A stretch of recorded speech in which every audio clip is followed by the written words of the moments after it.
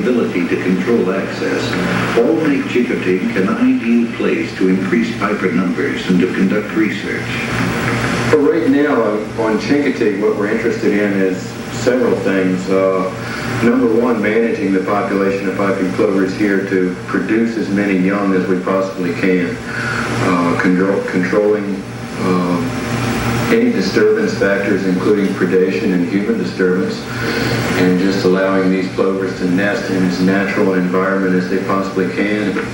Bob Cross is part of a team of federal and state wildlife agencies, along with private conservation organizations, that are working to meet a recovery goal to increase piping plover pairs by 50%, from 800 to 1,200, and then to stabilize the population for 5 years.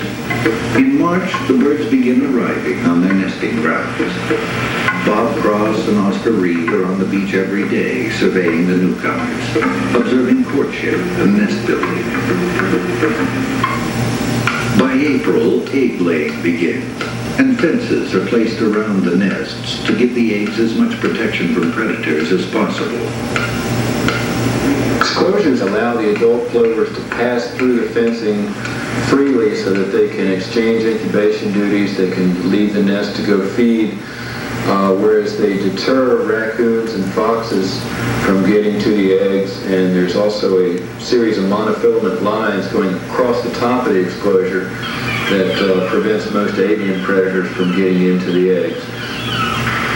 The egg closures have been very effective in protecting the eggs from natural predators.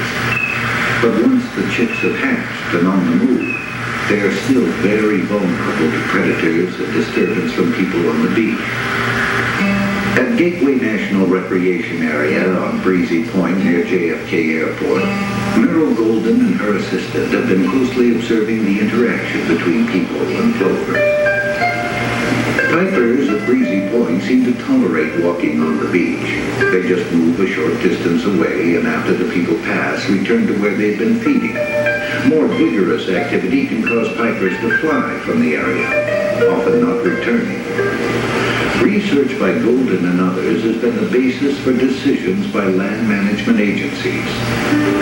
The public beach of Breezy Point, after a lively debate between the nearby community and the National Park Service, was closed during the plover breeding season to off-road vehicles, joggers, and other active sports. The law governing conflicts between people and piping plovers is clear. Under the Endangered Species Act, the welfare of the bird comes first. On Cape Cod National Seashore, the growing number of ORVs poses a real threat to plovers. ORVs disrupt feeding and can run over eggs and chicks. Park Service biologists keep a close watch on pipers during the nesting season. If nests or chicks are observed in a beach area where driving is permitted, that beach is immediately closed to all vehicles. These chicks were spotted in early afternoon, and by evening, park rangers had escorted every vehicle from that section of the beach. The vast majority of beach users are unaware that piping plovers are officially protected by federal and state law. Especially the threatened piping plover. And they bring their chicks right down to the water's edge here to feed. And for the most part, after people learn about the bird and its plight, they are eager to cooperate. A little information about the piping plover on the backside, the do's and don'ts. Education of the public is part of the reason that Crane Beach, operated by the nonprofit trustees of reservations near Ipswich, Massachusetts, has been so successful in protecting and increasing its piping plover numbers, while at the same time providing beach recreation for thousands of summer visitors. We don't allow public to have off-road vehicle use on this beach. We ask them to come by foot, and then are really able to walk and beach comb on 4.5 miles of beautiful white sand beach. Recently, 14 pair of piping plovers nested on Crane Beach. 45 chicks were soon running around the property, a dramatic increase from the previous year. Public awareness, education, and decisive action can make a difference. For example, In Delaware, not a single chick was known to have fledged in 1988. The next year, when 2 nesting pairs were discovered on a beach used by fishermen in their ORVs, the state of Delaware immediately fenced off almost a mile of beach. A revolving watch of more than 60 volunteers made sure that no one disturbed the birds. I am like a grandmother. You're very protective. You pick up the paper when it goes out, I want to see, are they still okay? Brian would come home from school and say, are the birds still okay?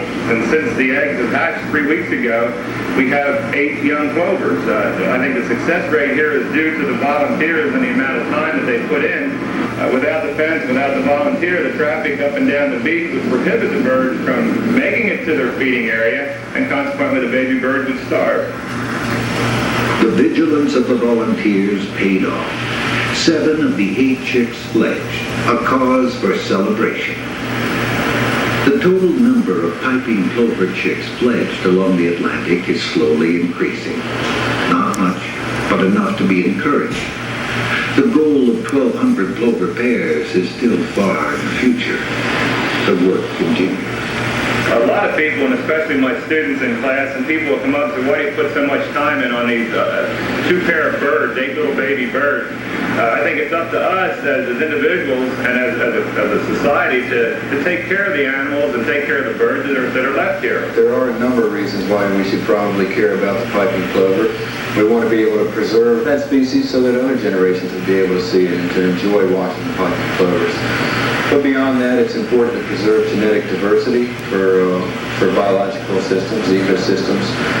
Genetic diversity is very important. Also, I think it's very important to realize that probably one of the main reasons that the piping plover is in trouble is because of our actions as human beings. They need to be protected, and that's what we're trying to do, is provide the protection that they need to recover the population to a healthy number. We should care about the piping plover and other species that are in trouble, because if we don't, one day all that will be left are those species that flourish in the environmental nest that we've created. What can we do to help? Don't litter. Don't dump. Dispose of your waste properly. Obey the signs. Don't enter restricted areas. Keep pets from running freely on the beach. Become a volunteer. Support those conservation organizations, state, federal, and local, that are working to protect wildlife and its habitat. Our magnificent coastal beaches are a national treasure that we all can enjoy. But we must learn to share it with all the wild creatures before it's too late.